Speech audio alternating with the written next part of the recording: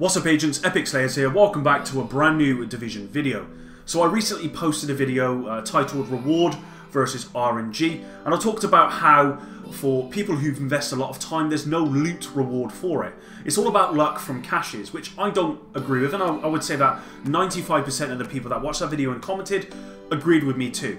I didn't actually offer any solution to the problem, and I've been thinking about it because I do want there to be a solution. If we are going to have a similar sort of implementation into the Division 2, there needs to be a solution to the RNG problem in the game. So hopefully you do enjoy my suggestion here and you agree with me. If you do, drop a like and let's get into it. Alright agents, so if you've not watched my last video about, rewards versus RNG, then I'd highly recommend going to check that out. But if you don't, then a quick synopsis is that currently in the Division, the best way of getting loot is luck.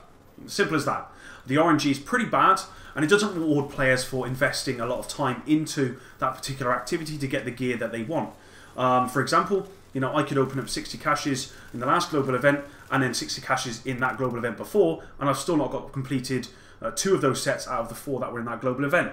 Because, my RNG is so bad, but I know people who've opened up far less who've got all the gear that they want, and there's no real way of me getting the gear that I want without being lucky. Okay, so the problem is at the moment it's all about luck, and I think in the Division 2 that needs to be changed. Now, this idea about changing it, it's nothing new and nothing breaking, nothing extravagant. It's pretty simple at the end of the day.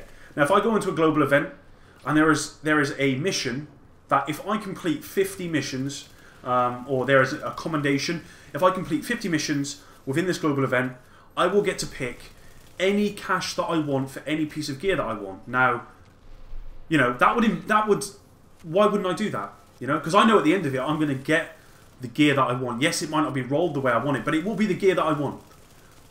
And if on the way, for example, I manage to actually get the piece of gear that I want, then it doesn't matter that I don't complete that particular activity. So it's a pretty simple idea at the end of the day. It rewards players for investing lots of time if they haven't got the luck, like, they haven't got the luck like me, who opens up 6 classified or superior caches and actually only gets 1 piece of classified gear set and 12 pieces of normal gear set because the 1 piece of classified was an add-on or an extra. Then I will be likely very happy with that system, knowing at the end of it, as long as I work to complete that activity, I will get the piece of gear that I want. Now, it seems like a pretty simple system, and I do think it's very important that this sort of system, I mean, you could expand on it, but this is obviously just bare bones. This sort of system is implemented in Division 2 because people will not stay for a game where it's all about luck and getting gear. Now, I'd be happy for the game to actually go back to the start of when the game was released, where it was very rare that you ever saw like a high end, for example. If someone got a Midas, which was by far the most OP gun in the game at the time when it first came out, then it was very rare that someone had that. And that's fine. If it's that rare, that barely anyone has it, that's fine, because you're not going to be playing the game to grind for that piece of gear, knowing that your chances are so low, you're not going to get it. You're just going to be playing the game just to have fun. Okay, but at this present time, the gear's in kind of a state where you're grinding your ass off to get the gear that you want, because it drops often enough that you get it, but you just don't get the gear that you want because it's all about luck. And it's got nothing to do with the amount of time that you invest in the game. So, I mean, as I said, pretty simple system. I'm sure most of you would agree with this system.